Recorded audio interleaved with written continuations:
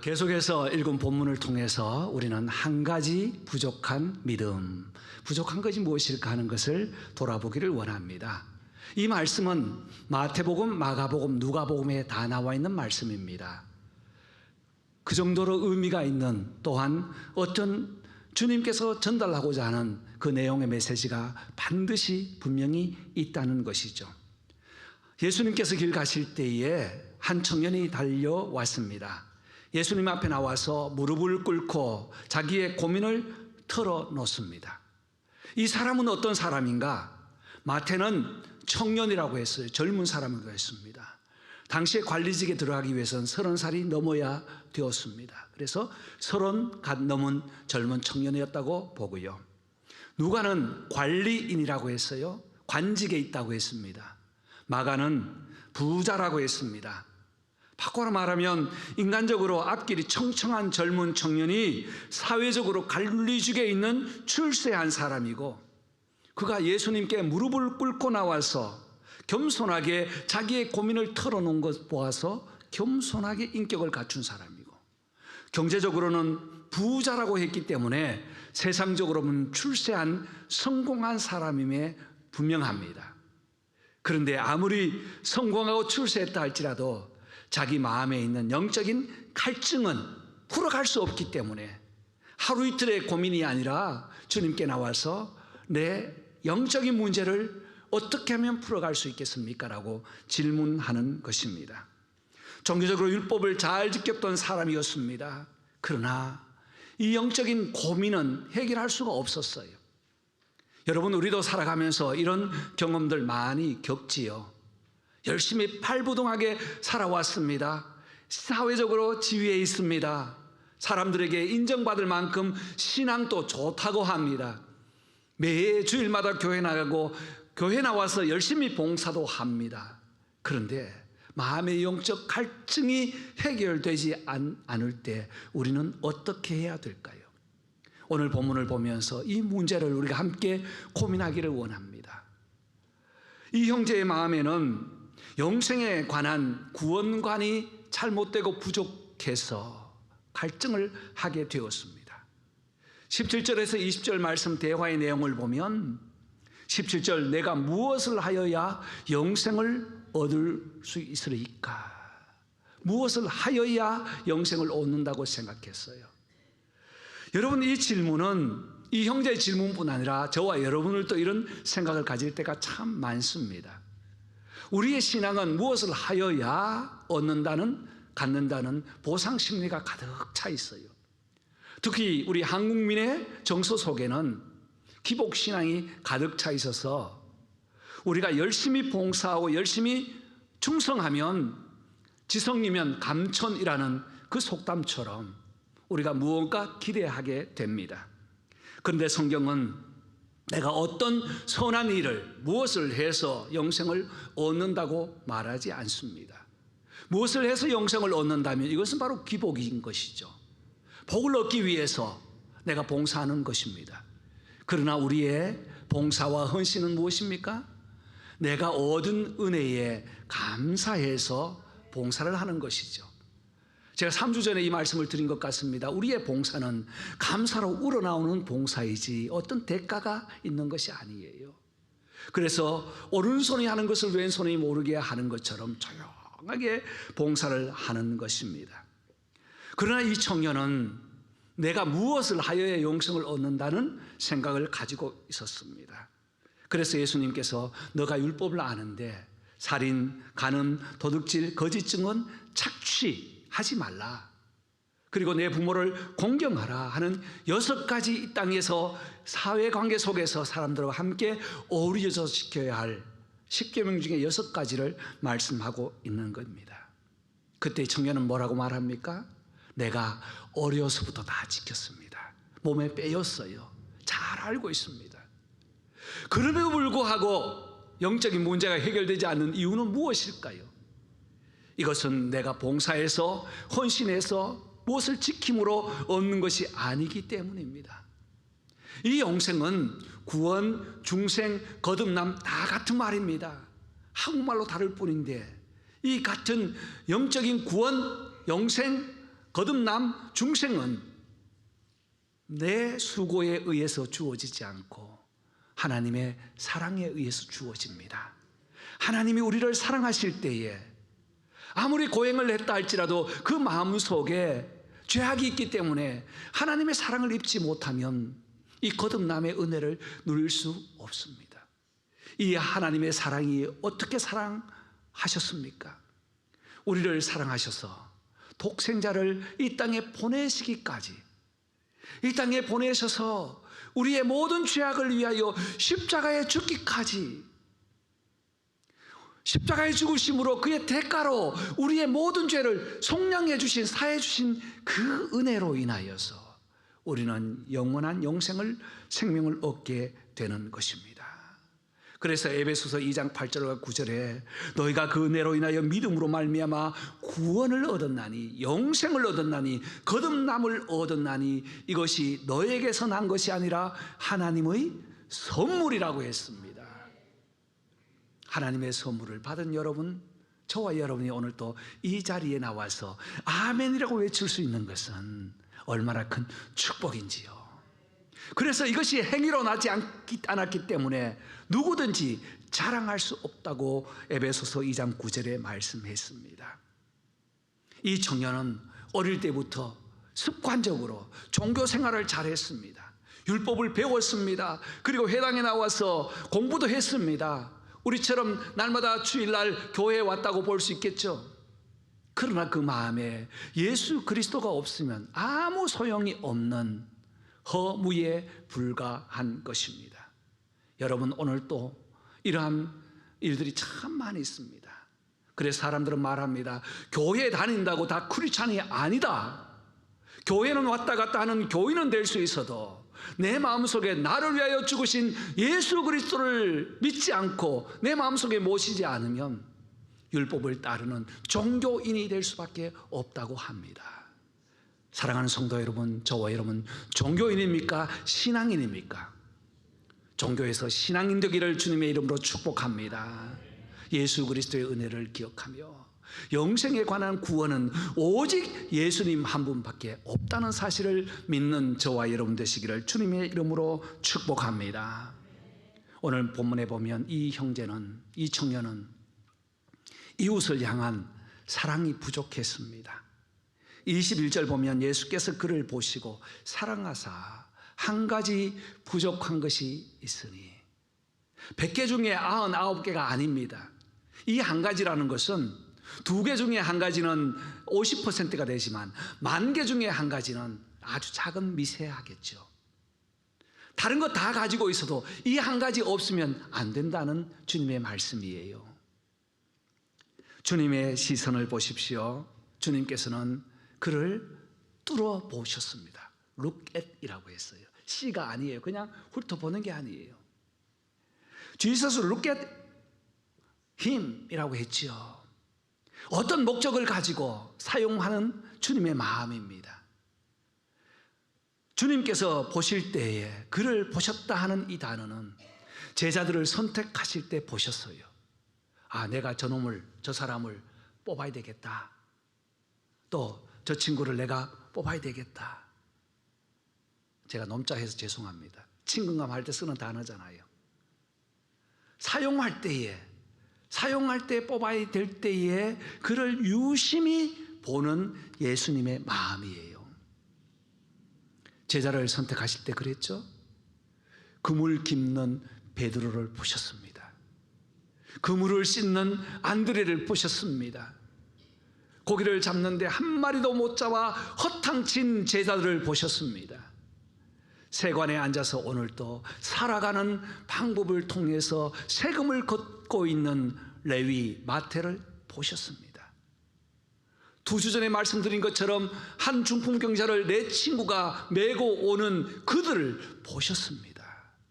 이 마음으로 예수님은 그 형제를 보고 있었습니다. 여러분, 예수님의 시선이 임할 때에 영생이 이루어집니다. 예수님의 시선이 우리를 향하여 집중할 때 은혜가 주어지는 것입니다. 여러분, 오늘 이 시간에 우리 주님의 마음, 주님의 시선이 임하기를 원합니다. 여러분의 심령에 주님의 시선이 임하여서 우리에게도 갈증이 있는 이 영혼의 갈증을 주님께서 풀어주시기를 간절히 소망합니다. 보시고 무엇하였나요? 사랑하사라고 했어요. 아가페 사랑으로 영혼을 보시는 예수님의 마음입니다. 예수님의 눈길이 머무는 곳에, 예수님의 마음이 머무는 곳에 사랑이 임하여서 영원한 영생을 누리게 되는 만족을 누리게 됩니다. 그런데 이 형제는 이것이 부족했어요. 열심히 살았습니다. 계명을 지킨다고 지켰습니다. 그런데 예수님의 말씀에 근심하고 돌아갈 만큼 이웃에 대한 진정한 사랑은 없었다는 거예요. 그래서 예수님께서 보셨던 그 눈길은 부족한 믿음을 보고 계셨어요.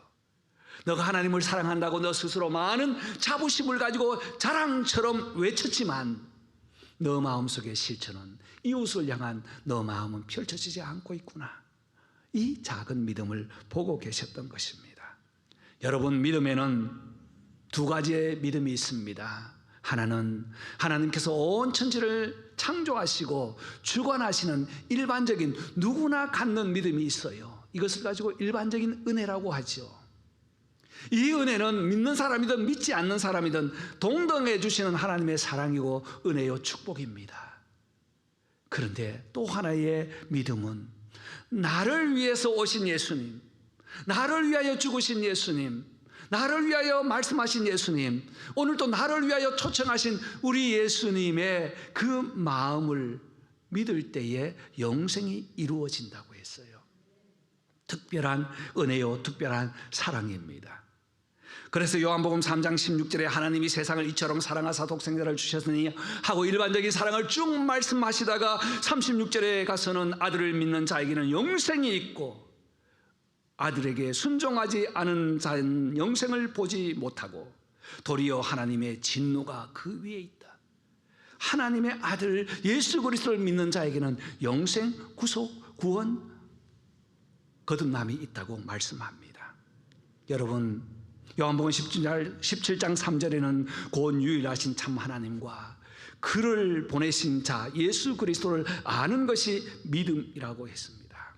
여러분, 하나님을 믿고 예수님을 믿는다면 오늘도 우리의 마음을 이웃을 향한 큰 사랑으로 펼쳐가는 것이 어떻겠습니까? 이웃 사랑의 결핍이 믿음을 다시 이루어가는 그 원동력이 되기를 원합니다. 우리는 너무나 자기중심적으로 살아갈 때가 참 많습니다. 이 마가복음을 기록할 때에 그 의미는 흩어져 있는 우리 성도를 위해서, 제자를 위해서 썼다고 했죠. 그래서 이 회람이 이 편지가 돌려지면서 읽을 때 극심한 핍박을 받고 있을 때입니다. 어디에? 로마의 핍박을 받고 있을 때였어요.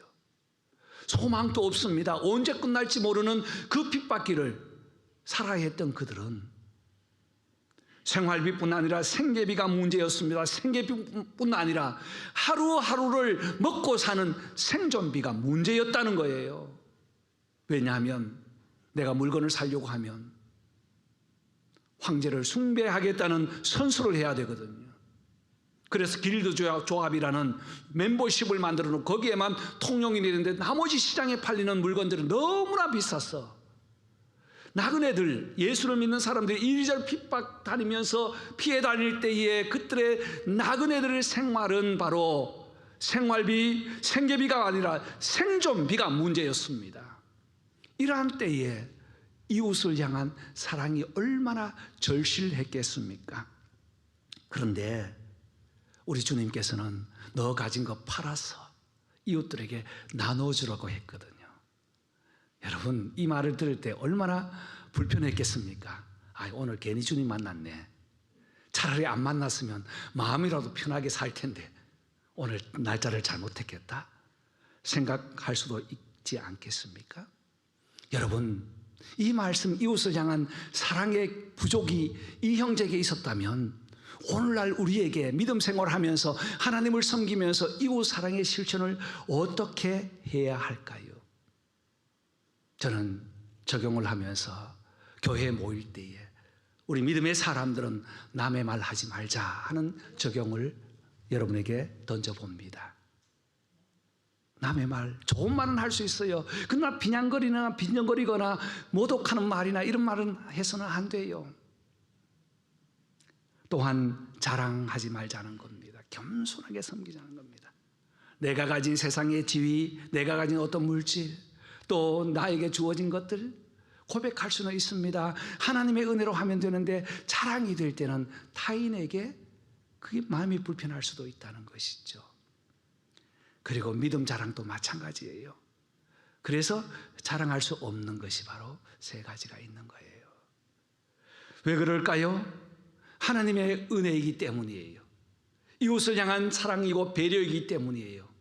오늘 제가 말씀드린 것도 이 이름표를 다는 것도 나 때문이 아니에요. 누구 때문에?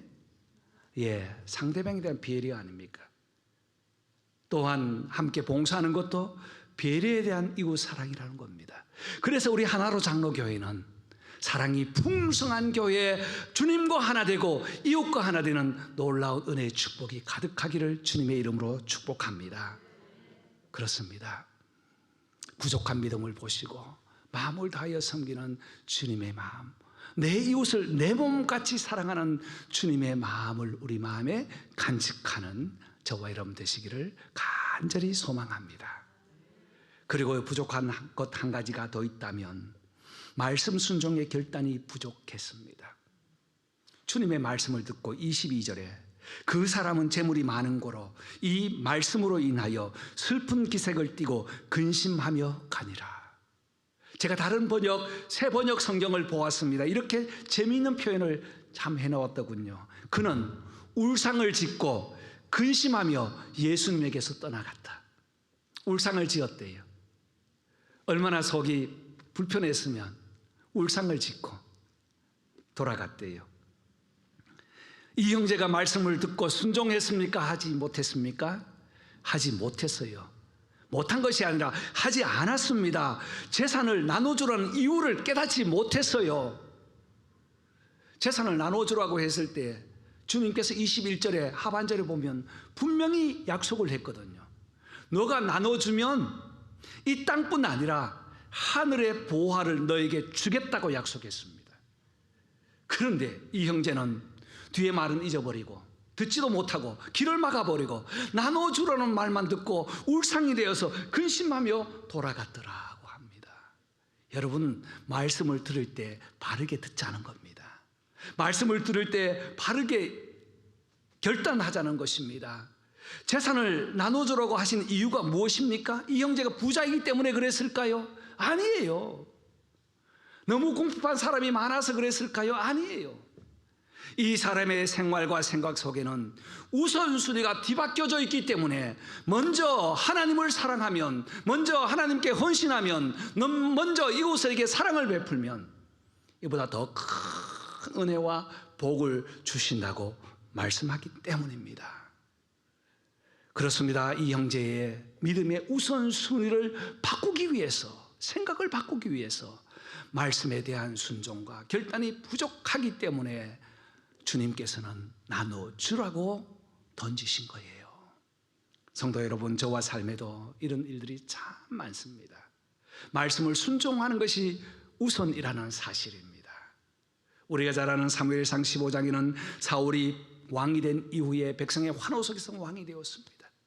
얼마 되지 않아서 아말렉이 쳐들어왔어요. 그때 하나님의 말씀이 사무엘을 통해서 아말렉이 쳐들어오면 다 진멸시켜라.